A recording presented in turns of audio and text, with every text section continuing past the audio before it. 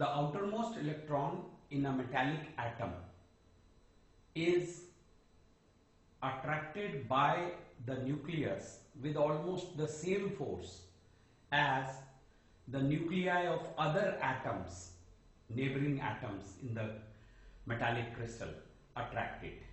That means if an electron is here, it is being attracted from all sides by the neighboring nuclei, and therefore the net force in any direction is zero.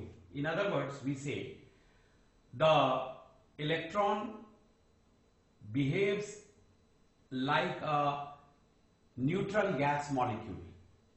A neutral gas molecule, it is free to move or roam about from anywhere to anywhere. In a similar way, electrons in a metallic crystal or in a metallic surface, it is able to move from anywhere to anywhere, and it is these sea of electrons which ultimately lend so many properties of metals like the luster, the malleability, the ductility. So I am talking about those free electrons. Now these free electrons, however free it is in the metal, this is the metal, I say this is the metal, however free these electrons are in the metal, they are not able to leave the surface. Why they are not able to leave the surface?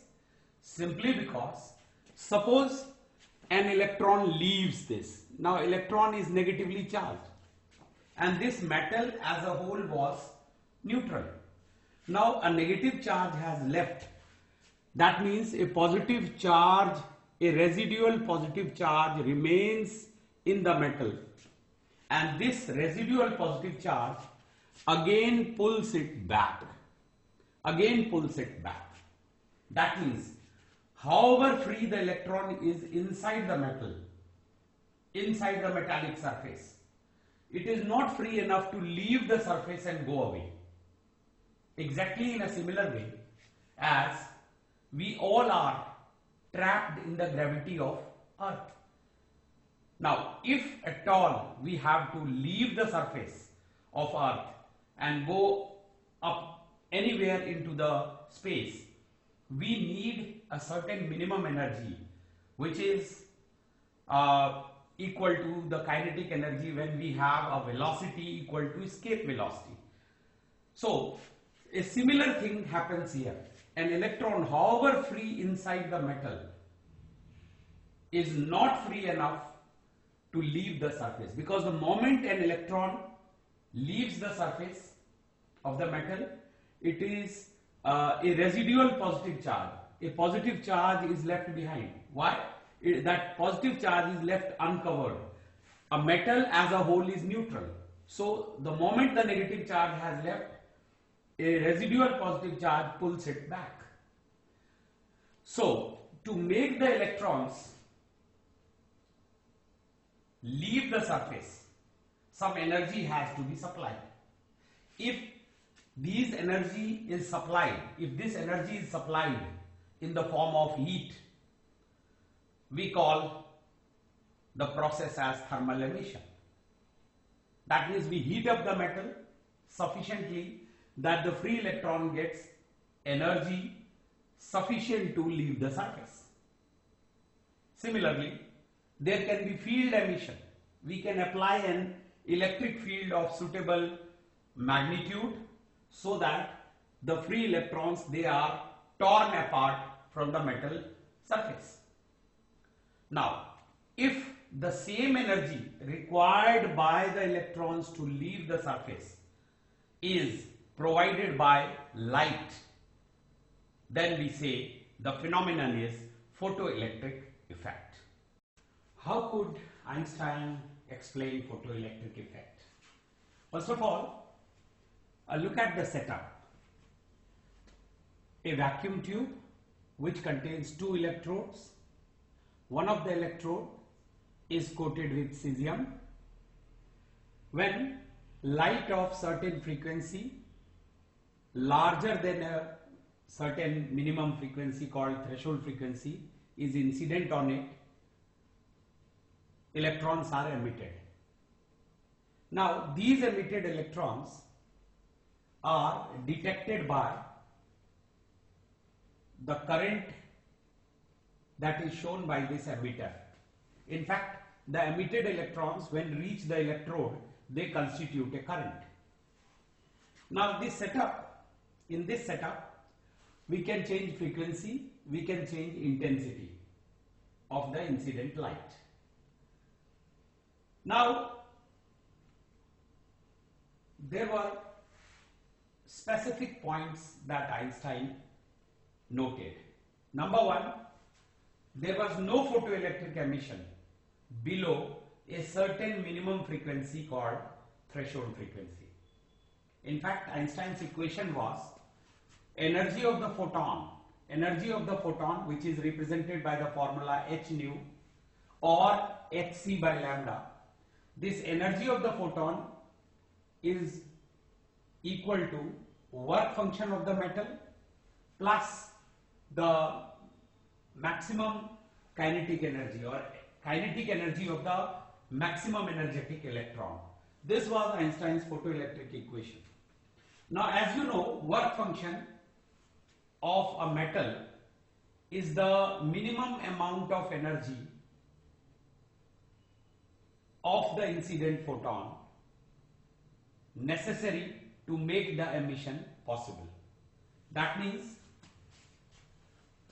that minimum frequency, with that minimum frequency, the energy is h nu minimum must be equal to work function plus Ke max is 0, meaning the electron has been emitted but it has no kinetic energy.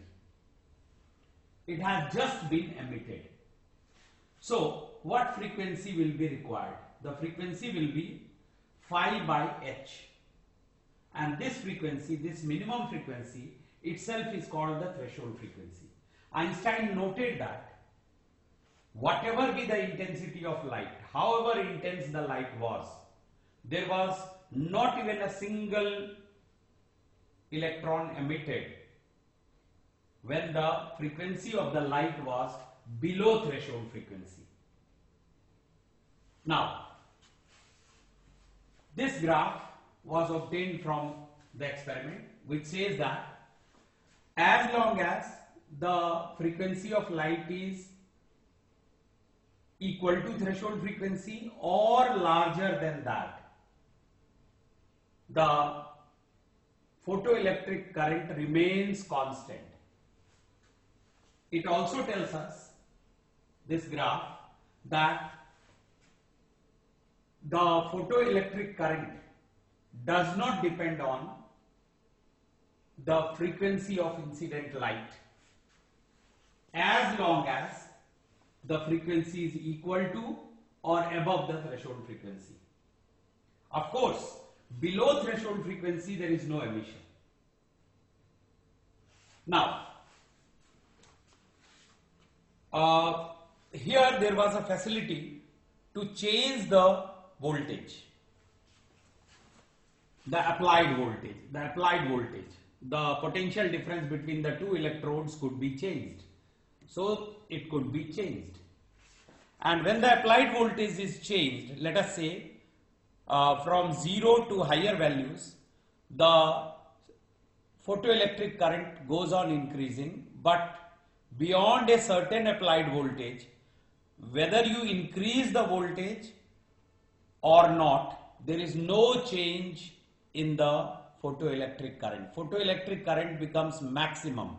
This maximum photoelectric current is called the saturation photoelectric current. Now,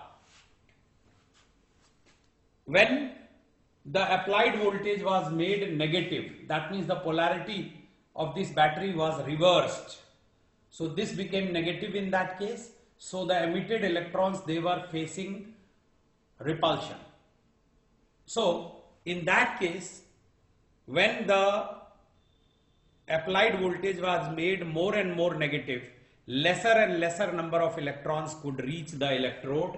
Hence, the photoelectric current goes on decreasing. Now, for a certain minimum voltage V naught, this negative voltage, even the most energetic electron was stopped. Hence, this was called stopping potential. So, two important features of this graph is the saturation current and the stopping potential. Now, saturation current. How was saturation current explained? In fact, first thing that Einstein made us assume was that interaction between photon and electron is 1 to 1. That means energy of one photon cannot be shared by two electrons. If photon is to be absorbed, it will be completely absorbed by a single electron. 1 to 1 relation between incident photon and emitted electron. That's why if 100 photons are incident, at most only 100 electrons can be emitted. 101 electron can never be emitted. So Einstein said there is a 1 to 1 relation between the incident photon and the emitted electron. And therefore, when you note this graph, you see even at 0 voltage some current was there. That means if this applied voltage is 0, if we simply connect it with a wire, still there will be current, photoelectric current flowing in this tube. Why? Because as the incident light of frequency equal to or greater than threshold frequency is incident on it, the electrons are immediately emitted, and some of the electrons have so much energy that they reach the electrode on their own and they constitute this current. That means even at applied voltage 0 there is a current. Now, there are some electrons which are not able to reach the electrode. Now, when the applied voltage is increased, you see some more electrons join that crowd. Some more electrons are able to reach the electrode. When this is further increased, more electrons reach. But if the applied voltage is beyond a certain value, all the electrons that have been emitted, suppose 100 electrons, suppose 100 photons have fallen, means 100 electrons have been emitted, all the 100 are being collected. So now if you increase the applied voltage by any amount, no more electrons will join. Hence, the current will appear to be saturated. It is at its maximum value because 100 photons were falling, 100 electrons are emitted, and all the 100 are being collected. So, current can't increase beyond this value, and this current is called the saturation photoelectric current. Now, you can look at